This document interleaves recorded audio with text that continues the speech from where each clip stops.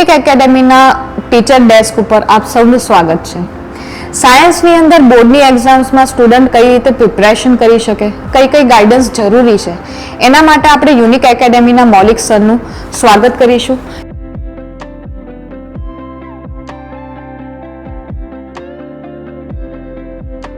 Hello sir, કેમ છો? કેમ છે? Great, I am fine, thank you. જે રીતના આપણે જાણીએ છીએ કે 10thના સાયન્સના બોર્ડની એક્ઝામ્સ નજીક આવી રહી છે, તો એના માટે સ્ટુડન્ટ્સ કઈ રીતે પ્રિપેર કરી શકે અને કઈ રીતે સારા માર્ક્સ લાવવાની કોશિશ કરી શકે? થેન્ક યુ, બહુ સરસ ક્વેશ્ચન છે. બસ હવે બોર્ડની એક્ઝામ હાલ બહુ જ નજીક આવી રહી છે. આ વખતે થોડીક રેગ્યુલર ટાઈમ કરતાં વહેલી રાખેલ છે, પણ મારે દરેક સ્ટુડન્ટ્સ કે જે આ વખતે બોર્ડની એક્ઝામ આપવાના છે એમને પહેલી એક ઇન્સ્ટ્રક્શન એ આપવી કે જ્યારે પણ એ લોકો તૈયારી કરે, what kind of preparation they are doing, પણ એ બધી જ પ્રિપરેશનમાં પહેલાં તો સેલ્ફ કોન્ફિડન્સ ડેવલપ કરે.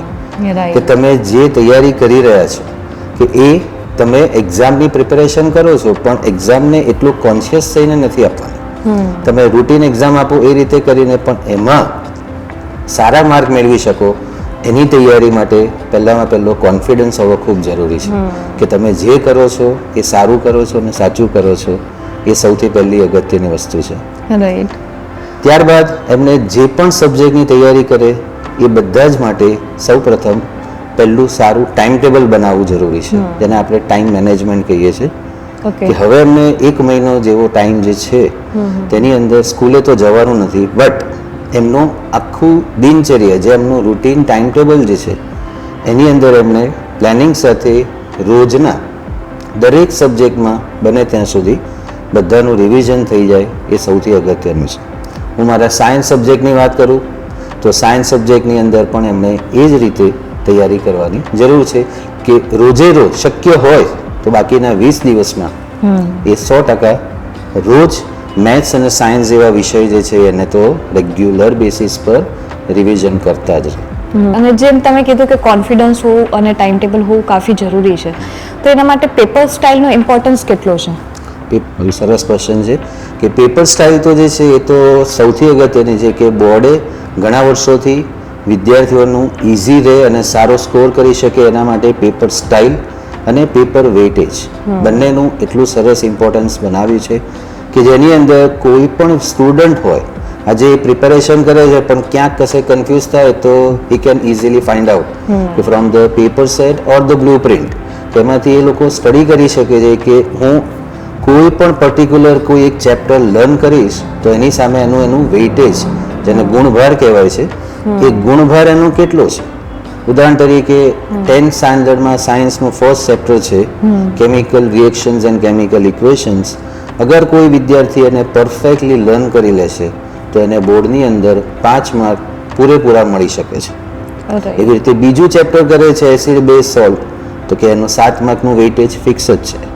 બોર્ડની અંદર એમને 7 માર્કનો એક ક્વેશ્ચન મળશે જ, ચાહે 1 માર્કર, 2 માર્કર, 3 માર્કર કે 4 માર્કરની અંદર.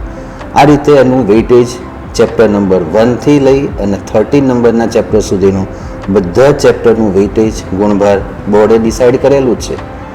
એટલે સ્ટુડન્ટ્સ માટે અહીંયા એક બેનિફિટ છે કે એમને ગમતા ટોપિક્સ અને જે એમને થોડું ક્યાંક કશે એક મૂંઝવણ ભર્યું રહેતું હોય, હાર્ડ શબ્દનો પ્રયોગ નહીં કરું કેમ કે આખું વર્ષ ભણ્યા પછી એમને હાર્ડ તો એવું રહે નહીં, પણ ક્યાંક કશે કન્ફ્યુઝન રહેતું હોય તો કે એના માટે આપણે આ રીતે પ્લાનિંગ કરી શકે. એ દરેક વિદ્યાર્થી કરી શકે છે, છોકરો છોકરી કોઈ પણ હોય, એના માટે ઘણું સારું રહે છે. ઘણા સ્ટુડન્ટ્સ એવા હોય છે કે જે લોકોના સારા માર્ક્સ આવે છે, કે પ્રી બોર્ડ એક્ઝામ્સ છે કે સ્કૂલની અંદર એક્ઝામ્સ હોય છે એની અંદર સારા માર્ક્સ, બટ એક કહીએ ને કે બેટરથી બેસ્ટમાં કઈ રીતે જવું, કે સારા માર્ક્સ આવ્યા છે પણ ઉત્તમ માર્ક્સ કઈ રીતે લાવવા, તો એ સ્ટુડન્ટ્સ માટે તમે કઈ રીતે ગાઈડન્સ આપી શકો કે સ્ટુડન્ટ્સને સારામાંથી વધારે સારા માર્ક્સ આવી શકે? Good question. ઘણા સ્ટુડન્ટ્સ એવા છે કે જેના સ્કૂલ લેવલ સુધીમાં જે પણ હમણાં હાલમાં પ્રી બોર્ડ એક્ઝામિનેશન કમ્પ્લીટ થઈ, લગભગ 25-27 તારીખ સુધી એક્ઝામ ચાલી હતી, 18 જાન્યુઆરીથી સ્ટાર્ટ થઈને. તો એ દરમિયાનમાં એમણે પ્રી બોર્ડ ગવર્મેન્ટે 3 વર્ષથી આ પણ એક સિસ્ટમ સારી કરી છે કે જેથી વિદ્યાર્થીઓને અનુભવ મળે કે what kind of examination they are going to give. એટલે કે એમને બોર્ડ એની પહેલાંની પ્રી બોર્ડ એક્ઝામ નામ આપ્યું છે, જેથી એમને બોર્ડની પેટર્ન પ્રમાણે જ દરેક સબ્જેક્ટ, ઇવન એમને સ્કૂલની અંદર જ્યાં એક્ઝામ આપવાની છે ત્યાં પણ બધું જ સેટઅપ એવું કરેલું છે કે જાણે તે બોર્ડની એક્ઝામ આપી રહ્યા છે. એની અંદર જે સામાન્ય વિદ્યાર્થી જે છે એ તો તૈયારી કરે જ છે, પણ જે સ્ટુડન્ટ્સને હાઈએસ્ટ સ્કોર લાવો છે, મે બી 18/80 કે 79, 78 માર્ક્સ, સાયન્સના સબ્જેક્ટની વાત કરીએ તો થિયોરેટિકલ તો એ લોકો પરફેક્ટ મોડે કરે જ છે.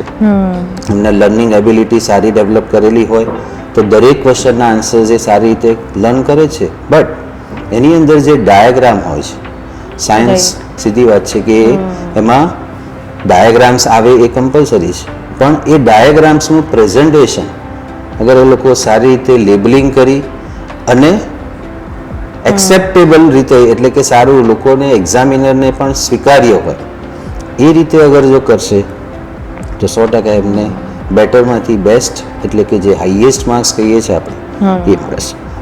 80માંથી આપણે 80 માર્કનું પણ એક્સપેક્ટેશન સાયન્સની અંદર પણ રાખી શકાય છે જો એ લોકો આ રીતની તૈયારી કરી અને તૈયારી કર્યા બાદ એનું પ્રેઝન્ટેશન સારું કરે તો. Presentation is must. Learning plus presentation બે જરૂરી છે. કે first impression is last impression, we all know this problem. Right.